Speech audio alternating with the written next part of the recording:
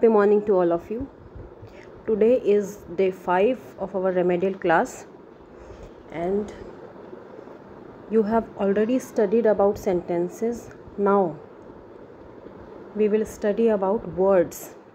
So today our topic is parts of speech. What's mean by parts of speech? You know, in English language there are so many words, and these words are divided into some certain groups. These groups are called parts of speech. As you see in this definition, part of speech is a group of words having same properties or qualities. These type of groups of words are called parts of speech. Now the question is, why to study parts of speech? Why the need of parts of speech? So just see this example. We saw her of cattle grazing in the field. This is a sentence.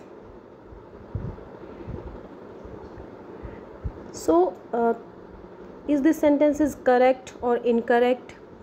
There are so many words in this sentence. Each word has a different function, a different role in a sentence. So to understand the relation between words in a sentence, to ensure that the sentence is wrong or right, so for all these things we need parts of speech. Yes, here importance of parts of speech. Parts of speech are very important to understand the role of the words in a sentence, how the words relate to each other. Means there is a relation between words. So to understand this relation, parts of speech are very important. How the words joined with each other to make sentences. Suppose we have some words and we are to make a sentence. So parts of speech help us to make a sentence, how to punctuate a sentence correctly. So this is the importance of study of parts of speech. Yes, these are 8 groups of words, means these are 8 parts of speech. Noun, pronoun, verb, adverb, adjective, conjunction, preposition, interjection. So there are 8 parts of speech. Importantly, these 8 are noun, pronoun, verb, adverb, adjective, conjunction, preposition, interjection. Yes, this session is an activity based session because a remedial class cannot be one-sided. So you have to be very active. These activities, if you get an activity, just pause the video and do the activity. Yes, there is an activity. Make a list of all things you have around you, which you can see, hear, touch, feel and think of. You would find these words: people, table, car, park, palace, air, goodness, honesty, iron, class, school, king, tree, etc. So the names of all these things are called nouns. Today we are taking the first part of speech, noun. Yes, as you see in this picture, in left side there is a sun and right hand side there is a sun. So which is noun out of these two? Yes, there is no need to be confused. The word S-U-N, the word is the noun, because noun is the name of the object, not the object. Yes, the set definition of a noun is a naming word that is used to name of persons and other living beings like birds, animals, places, objects, ideas and feelings. Now this is an activity you are to do. Find the nouns in following sentences. India is a huge country. The dog is a pet animal. Ravi is a boy. Physics is an interesting subject. Gold is a precious metal. You have to find nouns. Next, we are taking types of nouns now. Yes, as you see in the picture, basically there are 5 types of nouns: abstract noun, proper noun, common noun, material noun, collective noun. On the other side, the nouns are divided into 2 parts: countable noun and uncountable noun. Yes, first of all, proper noun. What is a proper noun? Proper noun gives a special name to a particular person.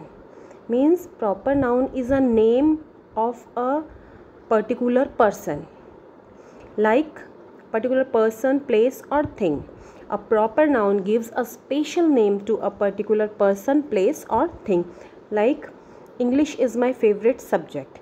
Means I have many subjects, but English is my favorite subject. English is the name of a particular subject. Science is the name of a particular subject. Maths is a name of a particular subject. So these are proper noun. Noida, I work in Noida. Noida is a special name for a city, particular city. My birthday is in July. July is a name of particular month. Ram reads the book. Ram, the name of particular person, particular boy. And here one thing to remember, proper nouns start with capital letters. Always the names start with capital letter. Yes, there is an activity for you. Give one word to denote the class of the following. One is done for you: Pratyush, Anil, Rahul, Maulik, Arun. Means can we put one word for all these words? Yes, boys, because these are boys' name. Pratyush is a boy, Anil is a boy, Rahul is a boy. So these are boys. The category is boys. So you are to do all these 5, and your answer, the word as your answer will be the common noun. Our next noun, common noun. A common noun does not point out any particular person, place or thing. It is common to all persons, places or things of the same class or kind. It means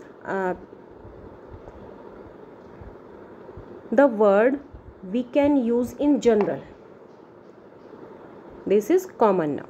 Like I like my school. School is a common word for all schools. This is not a particular name of any school. This is a common name for all schools. Girls are eating fruits. Girl is a word, common word for all girls. There is no name. Fruit is a common word for all fruits.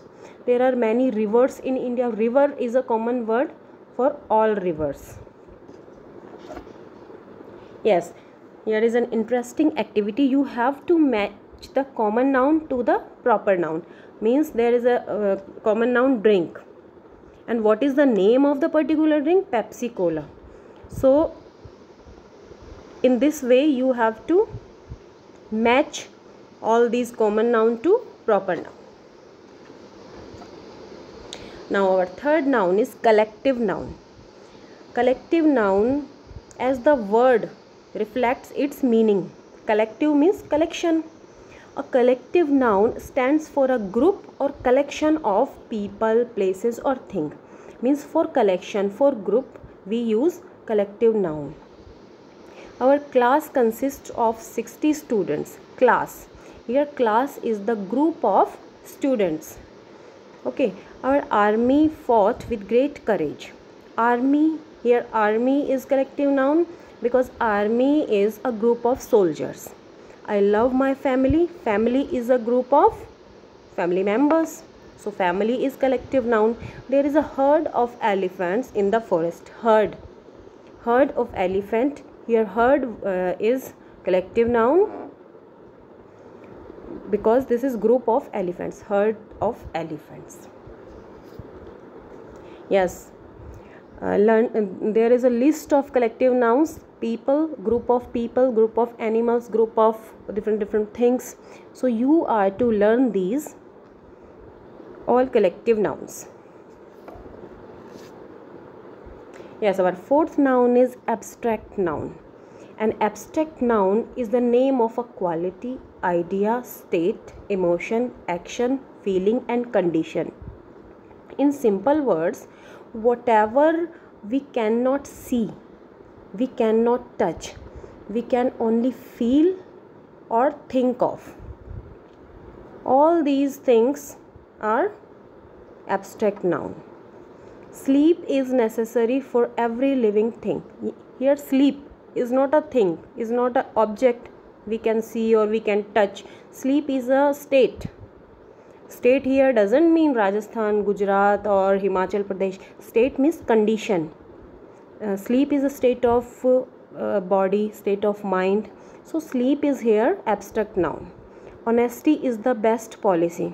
This is, I think, the most famous example for abstract noun. Honesty. Honesty is a emotion, feeling. So honesty is abstract noun. Happiness is precious. Happiness here is a feeling. So this is abstract noun.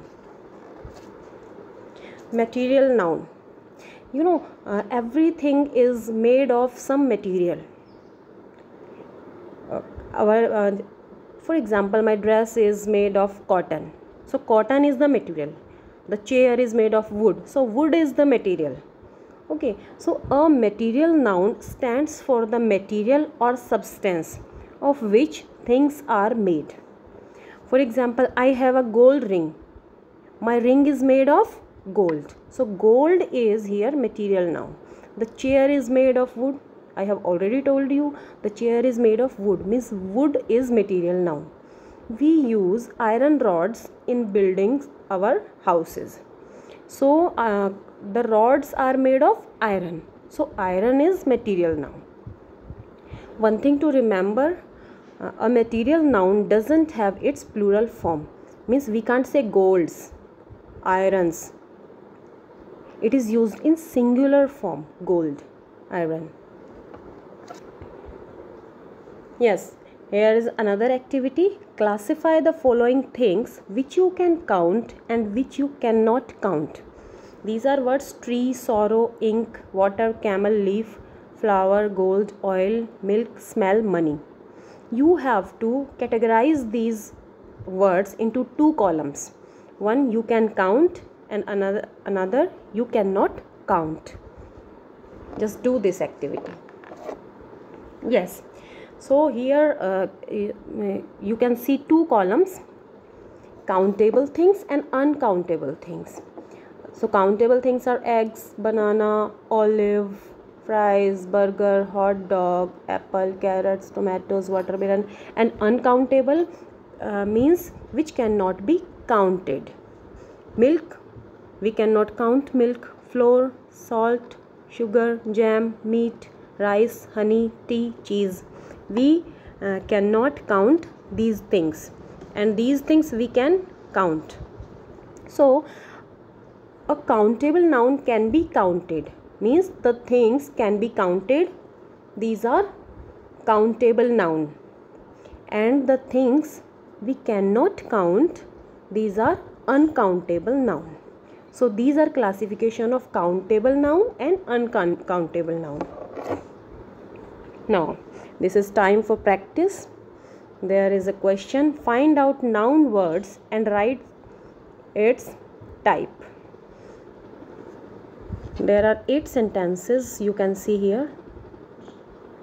You are to find the noun or nouns in each sentence and write the type of that particular noun. For example, dog is eating bread. Okay, dog, in this sentence 2 nouns, dog and bread. So dog is common noun and bread is also common noun. So in this way you are to attempt this practice. The next practice is classify the given words. There are some words given in pink box. You have to classify these in proper noun, common noun, collective noun, abstract and material noun. And one is done for you. So dear students, you do all these activities properly, and I hope you understand what I want to convey. Have a good learning. Have a nice learning.